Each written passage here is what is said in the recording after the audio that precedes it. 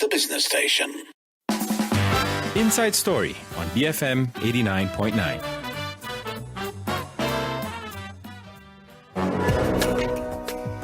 Good evening. This is Inside Story with Chwi, Lynn and Sharmilla Ganesan. Tonight we're talking about the leadership shift in DAP and more broadly what a party's leader says about their direction.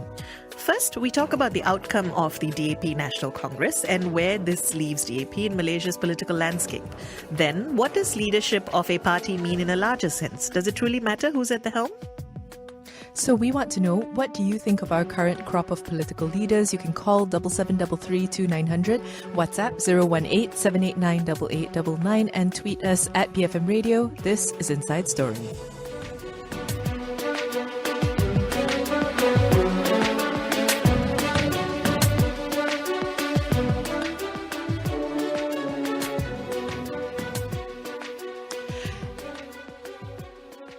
It is 6:08, and if we start off by looking at the news hook, right? So basically, DAP had its 17th National Congress yesterday following the Central Executive Committee election. There was new leadership for DAP that was announced. In other words, Seremban MP Anthony Loke has succeeded Lim Guan Eng as DAP's new Secretary General. Lim Guan Eng was elected National Chairman, and the deputies for the SecGen position include Liu Chin Tong, V. Sivakumar, Tengku Zulpuri Shah bin Rajapuji, and Gobind Singh Dio remains as the National Deputy Chairman. So lots of, I was going to say lots of new developments, but in a sense, it's actually just a sort of shuffling around of people who have been at the forefront of the party in many ways. But that said, I think it is interesting because obviously when there's a change in this sort of leadership, there's always opportunities for new directions. There's opportunities for new people to come to the fore. I also think that this is happening against the backdrop of these kinds of shifts or conversations happening in other parties as well, and particularly at a time when DAP, as part of the opposition coalition, is also contending with ideas of what exactly the opposition means, ideas of what being a coalition means. So I think this is sort of an interesting thing to observe as part of DAP, but also within the larger landscape of our current politics.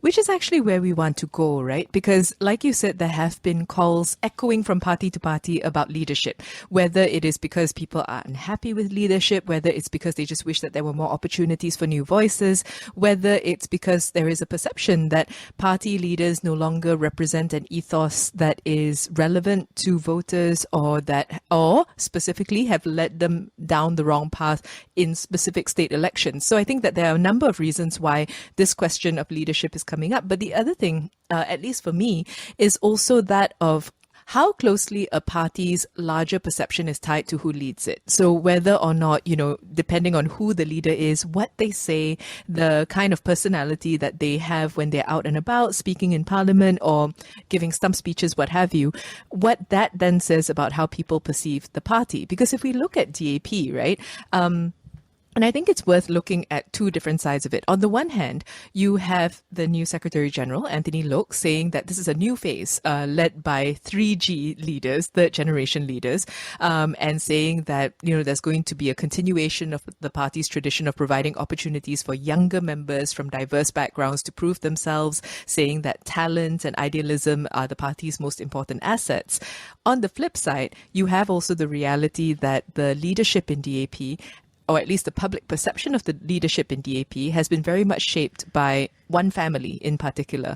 And one part of that family actually stepped down. So DAP vet Lim Kit Siang actually withdrew from contesting in the party's elections. He's been with the party for 56 years. He's now going to have the position of mentor. And I mean, if we look at the combination of Lim Kit Siang and Lim Guan Eng, they've actually held the SecGen post for a total of 48 years between the two of them. The thing is, it's not like by and large, any of our parties are free from this sort of, what's the word for it? Family dynamics, if I may say. So it is a sort of part of our politics that we can't seem to run away from. And it's not always a bad thing, but I think it can often, as you said, create a perception of a particular kind of ethos or ideology being carried on, often can be viewed as boxing out new blood, new voices. So I don't know, it'll be interesting to see what a Lim Guan Eng led DAP would be like versus a one which was him and his father. And I also wonder where this leaves, I think, some of the newer names that have been very popular with the electorate, right? Even though within the party, they are still, I think, considered to be younger, newer members. So quite a bit to unpack there, I think. So we're going to be starting off by looking at DAP and this shift in leadership. But then in the second half of our show, we're going to be focusing more widely on those points that we raised earlier, right? What a party's leader says about the party itself. Either way, we'd like to hear from you. What do you think of our current crop of political leaders? That number to call is 77332900. WhatsApp 018-789-8899. Tweet us at BFM Radio. After this, we're going to be joined by James Chin, Professor of Asian Studies at the University of Tasmania. So keep it here on Inside Story, BFM 89.9. Brainy, fancy material. BFM 89.9. It is 6:15 and you're listening to Inside Story with Lynn and Sharmilla. We're talking today about the shifts within DAP's leadership after their National Congress and more broadly, what leadership of a party signals, right, in terms of that party's direction. And we'd like to hear from you, considering all the conversation we've been hearing about all the parties, not just DAP. We'd like to hear from you. What do you think of our current crop of political leaders? That number to call is 77332900. WhatsApp 018-789-8899. Tweet us at BFM Radio. Joining us now, though, to hone in on DAP a bit is James Chin, Professor of Asian Studies at the University of Tasmania. James, thanks for joining us. Good evening. So what were some of the big takeaways for you from DAP's National Congress over the weekend?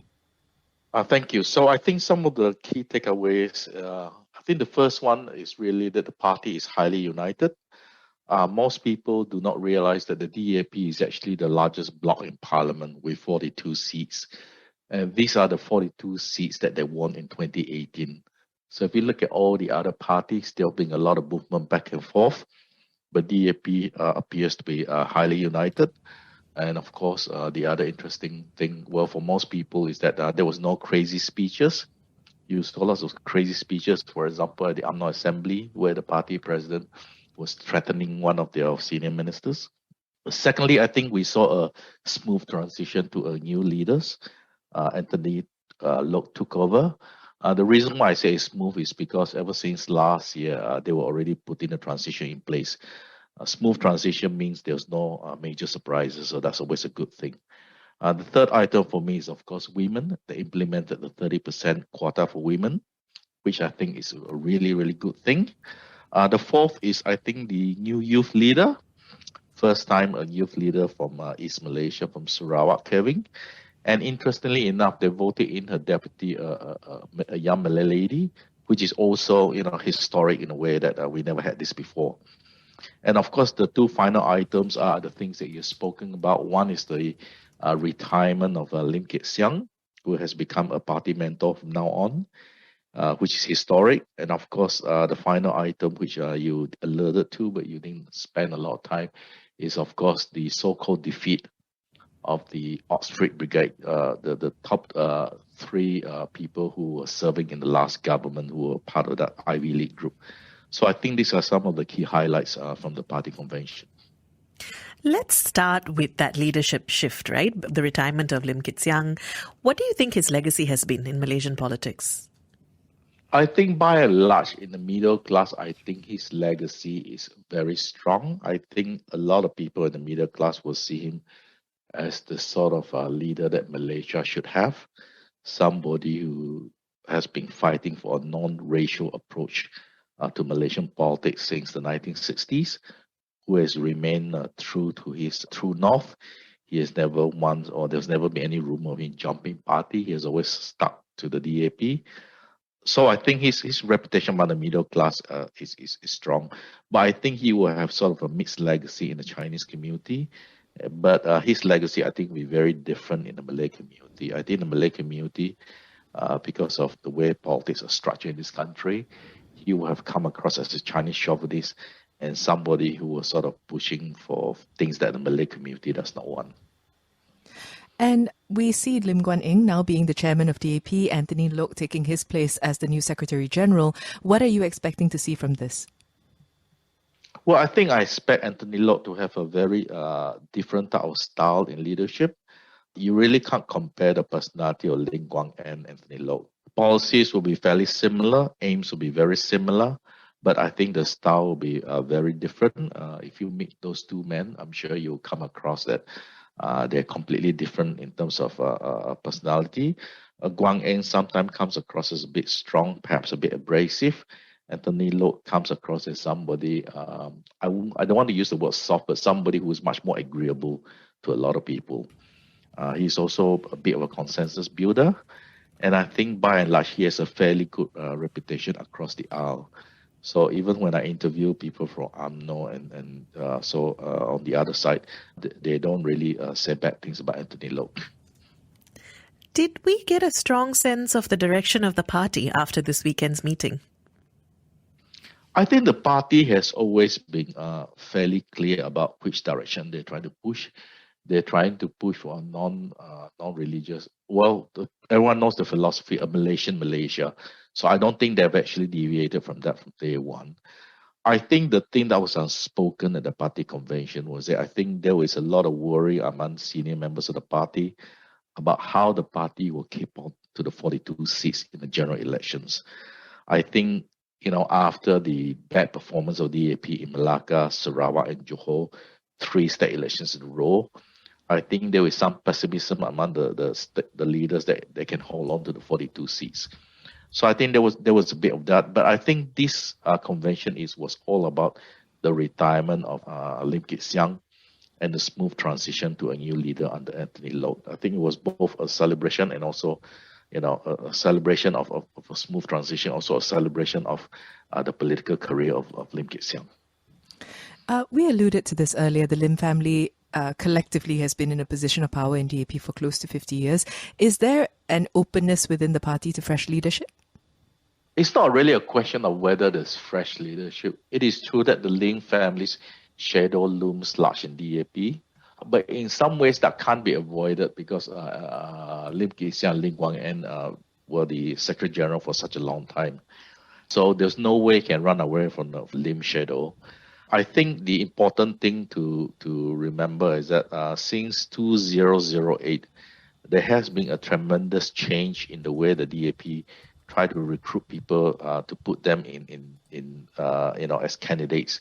So if you look at people like Hana, all the so-called prominent people that you guys keep talking about, people don't realize that all of them has been in politics for just slightly over 10 years. They were all brought in after 2008. So before that, it was a completely different set of leaders. So they have gone through some sort of renewal. So it's not a question of openness. They're always working on a very difficult line because on the one hand, their traditional base is the Chinese community who expects them to at least protect the so-called Chinese red lines. And on the other hand, they know that there's no future for the DAP if they can't attract significant Malay or Indian support. So it's always working on a fine line. Now, we've seen a number of popular young reps emerging from DAP. You mentioned Kelvin Yee earlier, but also people like Hannah Yeoh or Kasturi Pato. Where do they fit within the party's current trajectory? All these people that you mentioned are elected leaders. They're either YBs or they've stood as candidates before. I don't see any change. What I meant by that is that I don't expect anyone to step down in the next GE, which will be held later this year. All of them will be renominated. And I think most of them, well, at least the names that you've spoken just now, they will have a better than 50% chance of winning those seats again. I don't think there was any change in the overall direction of the party, but I think they are also aware that there's a very strong undercurrent among the voters, and especially among the Malay voters. There is a significant shift back to UMNO, and I think that worries them. I wanted to bring up something that you mentioned right at the start of our interview, that there was a shout out of some people from the CEC, including Yeo Bee Yin, Tony Phua, Ong Kian Ming. What might this indicate? Oh, this basically indicates that among the party delegates, there is a level of unhappiness about some of the key decisions they made. Within the party and within sections of the Chinese community, there is a lot of anger about DAP performance during the 22 months in power in Pakistan. That's the one side of the coin. The other side of the coin is that a lot of the Chinese, especially the Chinese intelligentsia, they've come around to the thinking that the things pushed by these Ivy League people, things like the MOU with the government, was a huge mistake because basically allows this government to survive, and this government has not delivered. So if you look at even simple things like an tenure of the prime minister, anti-party hopping bill, all these things are DOA, dead on arrival. It's not even, Parliament has not settled it and will not deal with it, in fact. So I think increasingly people are saying that that was a major political call, and you made the wrong call because you're helping a government that we don't like to stay in power. So I think it was very much that sort of a signal. So because it is that sort of a signal, this doesn't mean the end of their political careers. It simply means that they have to sit up for the next 5 years, and at the next party elections, they may well make a comeback. Now, if we look ahead to the GE then, what sorts of alliances and negotiations do you see DAP having with other component parties within Pakatan Harapan? Do you think we'll see relationships shifting? Relationships will definitely shift.